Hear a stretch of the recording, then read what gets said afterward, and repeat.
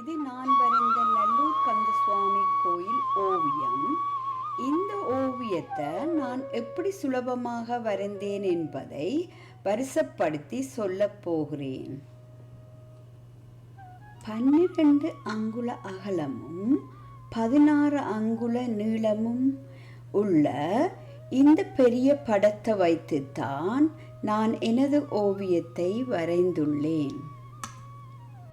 நான் இதற்கு பாவித்த பொருட்கள் 12 by 16 inches canvas, pencil, ruler, scissors, acrylic paints, palette, 3 விதமான brushes, மெல்லிய brush, medium brush, large brush, ஒரு கிளாஸுக்குள்ள வாட்டர் ஸ்ப்ரே பண்ணுற பாட்டில், டேப். நான் இந்த அக்ரிலிக் பெயிண்ட்ஸை பற்றி விவரமாக சொல்ல போகிறேன். அக்ரிலிக் பெயிண்ட்ஸ் வாட்டர் பேஸ், அதாவது நீங்கள் வாட்டர் கலரில் மிக்ஸ் பண்ணி செய்கிற மாதிரி தான் அக்ரிலிக் பெயிண்ட் பாவிக்க வேணும். ஆனால் வாட்டர் கலருக்கும் அக்ரிலிக் பெயிண்டிங்கும் என்ன வித்தியாசம்ண்டா, வாட்டர் கலர் நீங்கள் பாவிக்கல திருப்பி தண்ணி போட்டு பாவிக்கலாம். ஆனால் அக்ரிலிக் பெயிண்ட் நீங்கள் வெளியில் எடுத்தீங்களா அதை உடனடியாக பாவிச்சிடணும். ஏனென்றால் அது காய்ந்து விடும். காய்ந்தால் நீங்கள் திருப்பி தண்ணி போட்டு மிக்ஸ் பண்ணி அது திருப்பி பாவிக்க முடியாது. மற்றது நீங்கள் பாவிக்கிற ப்ரஷ்ஷும் உடனே அதை கழுவிடணும், இல்லாட்டிக்கு அது காய்ஞ்சி விடும், அது நீங்கள் திருப்பி பாவிக்க முடியாது. 12 by 16 உள்ள இந்த பெரிய பிரிண்டை வச்சு நான் என்னென்று கேன்வஸில் ட்ரேஸ் பண்ண போகிறேன்னு உங்களுக்கு ஸ்டெப் பை ஸ்டெப்பாக காட்ட போகிறேன். நான் இந்த பெரிய படத்தை 6 பீசஸாக வெட்டியிருக்கிறேன். நீங்கள் அந்த ரெட் கலரில் பார்த்தீங்கன்னா நம்பர் தெரியும், 1 2 3 4 5 கீழே 6. என்னத்துக்கு நான் வெட்டினானண்டா ஈஸியாக ட்ரேஸ் பண்ணலாம், மற்றது சரியான மெஷர்மெண்ட் கிடைக்கும், அந்த கோயில் ப்ரப்போர்ஷனும் கிடைக்கும். நான் முதல் என்ன செய்ய போகிறேன்டா, அந்த ப்ளூ கலர் இருக்கிற ஸ்கையையும் அந்த க்ரீன் கலரில் இருக்கிற ட்ரீஸையும் வெட்டி கோயில் பேக்ரவுண்டை எடுக்க போகிறேன்.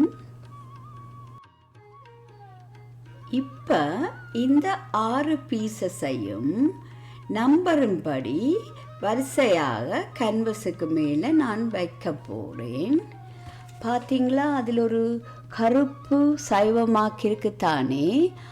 அந்த இடைவெளி ஏன் நான் விட்டிருக்கிறேன்டா கோயிலுக்கு வர பக்தர்களுக்கு இடுறதுக்கு.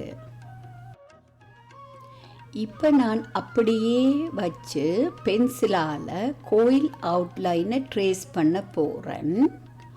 உங்களுக்கு அது கஷ்டமாக இருந்தால் ஒவ்வொரு பீஸாக ட்ரேஸ் பண்ணலாம். அதாவது முதல் 6ல் துவங்குங்க அந்த கோயில் என்ட்ரன்ஸை, பிறகு கோபுரங்களுக்கு இருங்க, அப்புறம் நம்பர் 1 கீறுங்கோ.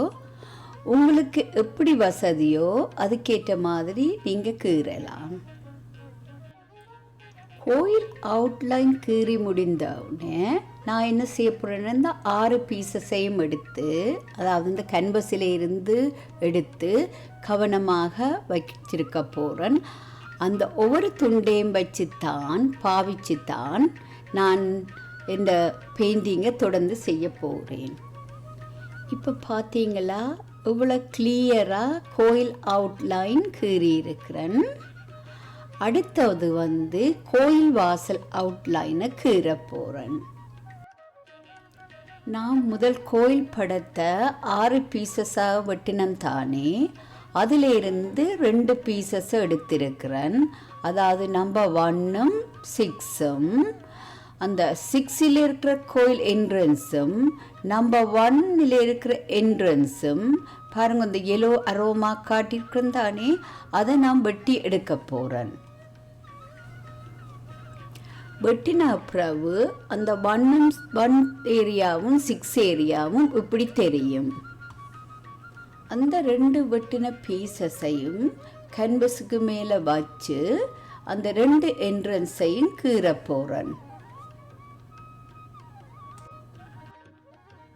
இப்போ கோயில் என்ட்ரன்ஸும் நான் கீறிட்டேன். அடுத்தது நம்பர் 4 கோபுரத்தின் உள்பக்க லைனை கீற போகிறேன். அதுக்கு நம்பர் 4 கட் பீஸ் எடுத்திருக்கிறேன். அதில் பார்த்தீங்களா பிளாக் கலரில் அரோ மார்க் இருக்கு. 1 2 3 4 5. நான் என்னண்டா முதல் இந்த 5 மடித்து கேன்வஸில் நம்பர் 4 கோபுரம் இருக்குத்தானே அதில் வச்சு உள்பக்க லைனை கீற போகிறேன். அதே மாதிரி 4 3 2 1ஐயும் கீற போகிறேன். தொடர்ந்து சின்ன கோபுரங்களுக்கும் உள்பக்க லைனை கீற போகிறேன்.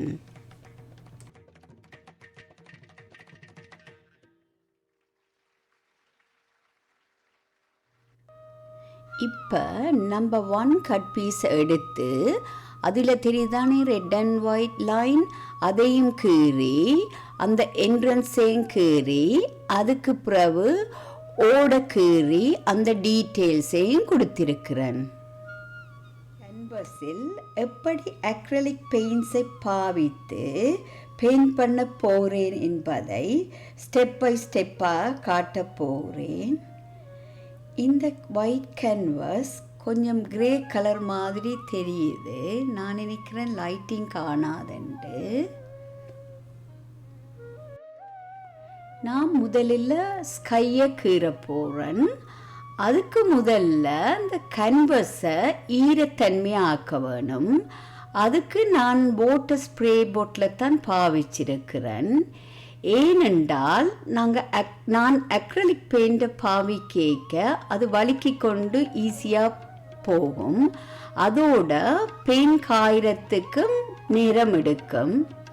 மற்றது அந்த சின்ன இடங்களுக்கு நான் ப்ரஷ்ஷை நினச்சித்தான் கேன்வஸை ஈரமாக்கி கீறியிருக்கிறேன். முதலில் ஸ்கைக்கு நான் ஒயிட் கலர் தான் அடிக்க போகிறேன். அதுக்கு என்னென்னா நான் டியூப்பில் இருந்தே 3-4 இடத்து கேன்வஸுக்கு மேலே 3-4 இடங்களில் கட்டியாக பெயிண்ட்டு போட்டிருக்கிறேன். போட்டுட்டு லார்ஜ் ப்ரஷ்ஷால் குயிக்காக அதை ஸ்கை உள்ள இடத்துக்கு முழுவதுக்கும் பெயிண்ட் அடிச்சிடுவேன். அதே நேரத்தில் ஒரு கடுகளவு பிளாக் கலரையும் எடுத்து 2-3 இடத்துல அதையும் மிக்ஸ் பண்ணி பெயிண்ட் பண்ணியிருக்கிறேன். முதலில் பெயிண்ட் பண்ணின அந்த ஒயிட் நல்லா காஞ்சா பிறகு திருப்பி நான் வாட்டர் ஸ்ப்ரே பண்ணி ஈரத்தன்மையாக எடுத்துட்டு பிறகு ஒயிட் கலரை டியூப்பை அப்படியே கொண்டு வந்து ஒரு 5-6 இடத்துல கட்டியாக போட போகிறேன். போட்ட பிறகு அதுக்கு மேலே கடுகளவு நீல கலரை எல்லாத்துக்கு மேலேயும் போட போகிறேன். போட்டுட்டு குயிக்காக மிக்ஸ் பண்ணி அந்த ஸ்கையின் ப்ளூ கலரை எடுக்க போகிறேன். அடுத்தது நான் கோபுரத்தை எல்லோ கலரில் பெயிண்ட் பண்ண போகிறேன். பெயிண்ட் பண்ணக்கு முதல் செய்த மாதிரி கேன்வஸை ஈரத்தன்மை ஆக்க போகிறேன். அதுக்கு பிறகு நான் எப்படி பெயிண்ட்ஸை டியூப்லேருந்து கொண்டு வந்தனோ அதே மாதிரி எல்லோ கலரை எங்கெங்கே கீற போகிறேனோ அந்த இடத்துல போட்டுட்டு குயிக்காக பெயிண்ட் பண்ணியிருக்கிறேன். இந்த எல்லோ கலருக்கு மேலே நான் இன்னொரு கலர் பெயிண்ட் பண்ண போகிறேன். பெயிண்ட் பண்ணக்கு இந்த எல்லோ கலர் நல்லா காய வேணும். நான் காயாமல் அதுக்கு மேலே இன்னொரு கலர் பெயிண்ட் பண்ணனண்டா என்ன நடக்குமண்டா இந்த எல்லோ கலர் திரைஞ்சு ரப்பர் மாதிரி உரிய துவங்கிடும். அதோட பெயிண்டிங்கையும் பழுதாக்கி போடும். நான் அடுத்தது ஓக் கலர் பெயிண்ட் பண்ண போகிறேன். ஓக் கலர் மஸ்டர்ட் கலர் மாதிரி தான். முதல் எப்படி நான் எல்லோ கலர் கோபுரத்துக்கு அடித்தனோ அதே மாதிரி தான் நான் இந்த மஸ்டர்ட் கலரையும் கோபுரத்துக்கு பெயிண்ட் பண்ண போகிறேன். இப்போ பார்த்தீங்களா, நான் கோபுரத்துக்கு மஸ்டர்ட் கலர் பெயிண்ட் பண்ணியிருக்கிறேன். அதோடு நீங்கள் வடிவ பார்த்தீங்களா அந்த உள்ளுக்குள்ள கீறின கோயில் அவுட்லைனும் தெரியுது. அது எனக்கு பிறகு பெயிண்ட் பண்ணுறதுக்கு உதவியாக இருக்கும். நான் இப்போ கோபுரத்தின் உள்பக்க லைனுக்கு டார்க் ஷேடோயிங் கொடுக்க போகிறேன். நீங்கள் அந்த கோபுர படத்தை பார்த்தீங்களா அரோமா கொடுத்துருக்குறேன் 1 2 3 4 5 அதில் அந்த டார்க் கலர் தெரியுதானே, அதைத்தான் வச்சு நான் கோபுரத்துக்கு பெயிண்ட் பண்ண போகிறேன். அதுக்கு நான் முதல்ல என்ன செய்தேன்னா மாஸ்கிங் டேப்பை ஒவ்வொரு லைன்லேயும் வச்சு டார்க் ஷேடோவும் செய்திருக்கிறேன். அதுக்கு பாவித்த கலர் ப்ரௌனும் ரெட்டும் மிக்ஸ் பண்ணி கொஞ்சம் ட்ரை ப்ரஷ்ஷாக இருக்கணும், அதால் தேய்ச்சி கீறியிருக்கிறேன். இப்போ கோபுரத்தின் பேசிக் டார்க் ஷேடோவும் செய்திருக்கிறேன். அடுத்தது கோயிலின் போல பெயிண்ட் பண்ண போகிறேன். முதலில் ப்ரஷ்ஷால் ஓல் ஏரியாவை ஈரத்தன்மாக்க போகிறேன். பிறகு 2 இடத்துல ஒயிட் டியூப் கலரை கட்டியாக வைத்து குயிக்காக மிக்ஸ் பண்ணி பெயிண்ட் பண்ண போகிறேன். இப்போ நான் முதல் பெயிண்ட் பண்ண ஒயிட் நல்லா காஞ்சிட்டுது. இப்போ அதுக்குள்ள அவுட்லைன்ஸ் தெரியுது. அதை வச்சு தான் இனி ஒவ்வொரு அவுட்லைனுக்குள்ளேயும் ரெட் கலர் பெயிண்ட் பண்ண போகிறேன். நான் முதல்ல நம்பர் 1 கட் பீஸை எடுத்திருக்கிறேன். அதிலே இருக்கிற ரெட் கலரைத்தான் நான் கேன்வஸுக்கு பெயிண்ட் பண்ண போகிறேன். அதுக்கு முதல் நான் டேப் எடுத்து அந்த ரூஃபின் எட்ஜில் ஒட்டி இருக்கிறேன். அந்த அரோமாக்க பார்த்து அவங்களுக்கு விளங்கும்னு நினைக்கிறேன். ரைட், நான் பெயிண்ட் பண்ணுறதுக்கு மீடியம் ப்ரஷ்ஷை தான் பாவிச்சிருக்கிறேன். பலட்டில் கொஞ்சம் ரெட்டையும் தண்ணியையும் மிக்ஸ் பண்ணி அந்த ஒவ்வொரு லைன்களுக்கும் நடுவில் தான் பெயிண்ட் பண்ணியிருக்கிறேன். அந்த கரை 2 பக்கம் விட்டுருக்கிறேன். ஏனெண்டா நல்லா காஞ்சா பிறகு நான் டேப்பை அந்த எட்ஜ் லைனில் ஒட்டி தான் அந்த ஷார்ப் ரெட் லைனை நான் எடுக்க போகிறேன். இப்போ பெயிண்ட் நல்லா காஞ்சா பிறகு கவனமாக கன்வஸிலேருந்து டேப்பை கலட்டி எடுக்க போகிறேன். அதுக்கு பிறகு அந்த பாசல் தெரியுது தானே, அந்த ப்ரௌன் கலர் பெயிண்ட் பண்ணியிருக்கிறேன். அதுக்கு நான் ரெட்டும் டார்க் ப்ரௌனும் மிக்ஸ் பண்ணி பெயிண்ட் பண்ணியிருக்கிறேன். இப்போ பார்த்தீங்களா கோவிலின் சுவரை ரெட் அண்ட் ஒயிட் எவ்வளவு அழகாக தெரிகிறது. நான் இப்போ ரூஃபை பெயிண்ட் பண்ணியிருக்கிறேன். அது எப்படி பெயிண்ட் பண்ணினேன்னா முதல் மேஸ்டிங் டேப் எடுத்து ரூஃபின் மேல் பகுதியில் ஒண்டொட்டி இருக்கிறேன், மற்றது கீழ்ப்பகுதியில் ஒண்டொட்டி இருக்கிறேன். நீங்கள் அரோமாக்கு பார்த்தீங்களா விளங்குமென்று நினைக்கிறேன். பிறகு ப்ரௌனும் ஒரு கொஞ்சம் ரெட்டையும் கொஞ்சம் கூட தண்ணி போட்டு மிக்ஸ் பண்ணிட்டு குயிக்காக அதில் ஒரு பெயிண்ட் பண்ணியிருக்கிறேன். பிறகு அதே நேரத்தில் தனி ப்ரௌன் எடுத்து இடக்கிட டார்க் ஷேடோயிங் கொடுத்துருக்கு.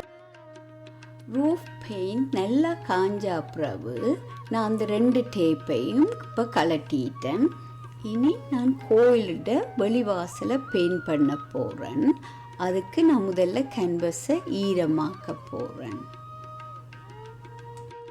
லார்ஜ் ப்ரஷ்ஷால் ப்ரௌனும் ஒரு கொஞ்சம் ரெட் கலரும் மிக்ஸ் பண்ணி வெளி என்ட்ரன்ஸுக்கு பெயிண்ட் பண்ணியிருக்கிறேன். இப்போ பார்த்தீங்களா நான் ட்ரீஸ் எல்லாம் பெயிண்ட் பண்ணியிருக்கிறேன். அது எப்படி நான் பெயிண்ட் பண்ணியிருக்கிறேன்னு உங்களுக்கு வரிசையாக நான் சொல்ல போகிறேன். நான் முதல்ல எல்லோக்குள்ள கொஞ்சம் க்ரீன் எடுத்து எல்லா ட்ரீஸ் இருக்கிற இடத்துல ஒரு சும்மா ஒரு ஷேடிங் கொண்டு கொடுத்துருக்குறேன். பெயிண்ட் காஞ்ச அப்புறவு மீடியம் ப்ரஷ் எடுத்து க்ரீன் கலருக்குள்ள ஒரு கொஞ்சம் தண்ணியை மிக்ஸ் பண்ணி அந்த முதல் அடித்த பெயிண்ட்டுக்கு மேலே இடக்கிட பெயிண்ட் பண்ணியிருக்கிறேன். ட்ரீஸுக்கு இப்போ டார்க் ஷேடோவும் கொடுத்துருக்கிறேன். முதல் நான் எப்படி பெயிண்ட் பண்ணனோ அந்த ஸ்டைலில் தான் இந்த டார்க் ஷேடோவையும் கொடுத்துருக்கிறேன். பிளாக்கும் ஒரு கொஞ்சம் க்ரீன் கலரும் மிக்ஸ் பண்ணி. அடுத்தது நான் சீலிங்கை பெயிண்ட் பண்ணியிருக்கிறேன். அதுக்கு பாவிச்ச கலர்ஸ் வந்து ரெட், எல்லோ, க்ரீன். அடுத்தது 3 கலர்ஸுக்கு நான் டார்க் ஷேடோயிங் கொடுத்துருக்கிறேன். ரெட்டுக்கு ப்ரௌன் மிக்ஸ் பண்ணியும், எல்லோவுக்கு மஸ்டர்ட் கலர் மிக்ஸ் பண்ணியும், க்ரீனுக்கு பிளாக் மிக்ஸ் பண்ணியும் ஷேடிங் கொடுத்துருக்கிறேன். இப்போ பார்த்தீங்களா, நான் கோயில் பக்தருண்ட முகங்களை கீறியிருக்கிறேன். அந்த முகத்துக்கு நான் பாவிச்ச ஸ்கின் கலர் வந்து ஒயிட்டுக்குள்ள கொஞ்சம் ரெட்டும் கொஞ்சம் ப்ரௌனும் கொஞ்சம் எல்லோவும் மிக்ஸ் பண்ணித்தான் அந்த முகங்களுக்கு பெயிண்ட் பண்ணியிருக்கிறேன். ஹேருக்கு பிளாக்கும் ப்ரௌனும் பெயிண்ட் பண்ணியிருக்கிறேன். இப்போ பக்தர்களை பெயிண்ட் பண்ணி முடிச்சிட்டேன். நான் இப்போ கோபுரங்களுக்கும் கோயில் வாசலுக்கும் ஹைலைட் பண்ணியிருக்கிறேன். அந்த ரெட் அரோ மார்க்ஸை பார்த்தீங்களா தெரியும். அதே நேரத்தில் அந்த லைட் கலர் ஷேட் பண்ணந்தானே அதில் இடக்கிட ஹைலைட்டிங்கும் டார்க் ஹைலைட்டிங்கும் கொடுத்துருக்கிறேன். பிளாக் அரோ மார்க்கை பார்த்தீங்களா, அதுவும் தெரியும். நான் ஹைலைட் பண்ணுறதுக்கு ஒயிட்டோட கொஞ்சம் எல்லோவும் மஸ்டர்ட் கலரும் மிக்ஸ் பண்ணி செய்திருக்கிறேன். மற்றது இந்த டார்க் ஷேடிங்குக்கு ப்ரௌனோட கொஞ்சம் ஓக் கலரும் மிக்ஸ் பண்ணி செய்திருக்கிறேன். மட்டும் பார்த்தீங்களா, அந்த ஹைலைட் லைன் வந்து ஷார்ப்பாக இருக்குது. அது நான் எப்படி செய்த நானுண்டா இந்த டேப்ஸை ஒட்டித்தான் ஒவ்வொன்றுக்கும் அந்த ஷார்ப்பான லைனை எடுத்திருக்கிறேன். மற்றது இந்த டார்க் ஷேடிங் ஏன் செய்த நானுண்டா கோயிலுக்கு ஒளியும் கொடுக்கறதுக்கு. இப்போ வந்து நான் எல்லாத்தின் டீட்டெயில்ஸையும் ஒன்றொண்டா கீற போகிறேன். முதல் கோபுரத்திலேருந்து தான் ஸ்டார்ட் பண்ண போகிறேன். அதுகள் இந்த சிலையில்தான் முதல் அதில் கீற போகிறேன். அதுதான் இந்த ஓவியத்தில் கொஞ்சம் கஷ்டமான வேலை. கஷ்டம்னு சொல்ல முடியாது, கொஞ்சம் பொறுமையாக நேரம் எடுத்து கீற வேணும். நான் அதை வருஷப்படுத்தி எப்படி கீறினான்ன்ற அடுத்த இதில் நான் சொல்ல போகிறேன். கோபுரத்தை ஒவ்வொரு செக்ஷனாக தான் நான் கீற போகிறேன். நான் என்ன செய்தேன்டா, மொபைல் ஃபோனில் க்ளோஸ்அப்பாக படம் எடுத்து அதை என்லார்ஜ் பண்ணித்தான் நான் ஒவ்வொரு சிலைகளையும் கீற போகிறேன். சிலையோட உருவத்தை நான் மெல்லிய ப்ரஷ்ஷால் ப்ரௌன் கலரை வச்சு கீறியிருக்கிறேன். இப்போ கீறின அவுட்லைனை ரெட் அண்ட் ப்ரௌன் மிக்ஸ் பண்ணி சுற்றி நான் டார்க் ஷேடிங் கொடுத்திருக்கிறேன். அந்த சிலைகளுக்கு மேலே பார்த்தீங்களா, அந்த கோபுரத்தில் நான் மெல்லிய லைன்ஸ் கொடுத்திருக்கிறேன். அதுக்கு நான் மஸ்டர்ட் கலரும் கொஞ்சம் ப்ரௌனும் மிக்ஸ் பண்ணி மெல்லிய ப்ரஷ்ஷால் அந்த லைனை கொடுத்திருக்கிறேன். அந்த சிலைகளுக்கு தேவையான இடங்களுக்கு ஹைலைட் கொடுத்திருக்கிறேன் மஸ்டர்ட் கலரால். இனி இந்த சிலை உருவங்களுக்கு லைட் கலர் கொடுத்து அந்த சிலைகளை ஒரு ஷேப்புக்கு கொண்டு போகிறேன். அதுக்கு பாவிச்ச கலர் வந்து மஸ்டர்ட் கலரோட எல்லோ, கொஞ்சம் எல்லோவும் நிறைய ஒயிட்டே மிக்ஸ் பண்ணி செய்திருக்கிறேன். இப்போ ஒவ்வொரு சிலைகளுக்கும் அவுட்லைன் கொடுத்து டீட்டெயில்ஸ் செய்திருக்கிறேன். அது எப்படி செய்த நானண்டா, ப்ரௌனோட கொஞ்சம் மஸ்டர்ட் கலரை மிக்ஸ் பண்ணி மெல்லிய ப்ரஷ்ஷால் ஒவ்வொண்டா டீட்டெயில்ஸ் எடுத்திருக்கிறேன். இனி நான் இந்த ஐடியாவை வச்சு முழு கோபுரங்களையும் பெயிண்ட் பண்ண போகிறேன். எவ்வளவு அழகாக நான் நல்லூக்கன் சாமி கோயிலை பெயிண்ட் பண்ணி முடிச்சிருக்கிறேன். நீங்கள் ட்ராயிங் பேப்பரில் வாட்டர் கலரை பாவிச்சு பெயிண்ட் பண்ணுறண்டாலும் இந்த ஐடியாவை வச்சு பெயிண்ட் பண்ணலாம். நீங்கள் எப்படி வாட்டர் கலரை பெயிண்ட் பண்ணுறீங்களோ அதே மாதிரி வச்சு பெயிண்ட் பண்ணலாம். ஆனால் வாட்டர் ஸ்ப்ரே பண்ணி நான் பெயிண்ட் பண்ணேன் தானே, அதை தவறுங்கோ. அதே நேரத்தில் அந்த டேப் பொட்டியும் செய்தேன் தானே, அதையும் தவறுங்கோ. ஏனெண்டா அது பேப்பரை பழுதாக்கும். பெயிண்டிங் உங்களுக்கு பிடித்திருந்தால் சப்ஸ்கிரைப் பண்ணுங்கோ, லைக் பண்ணுங்கோ, ஃப்ரெண்ட்ஸுக்கு ஷேர் பண்ணுங்கோ.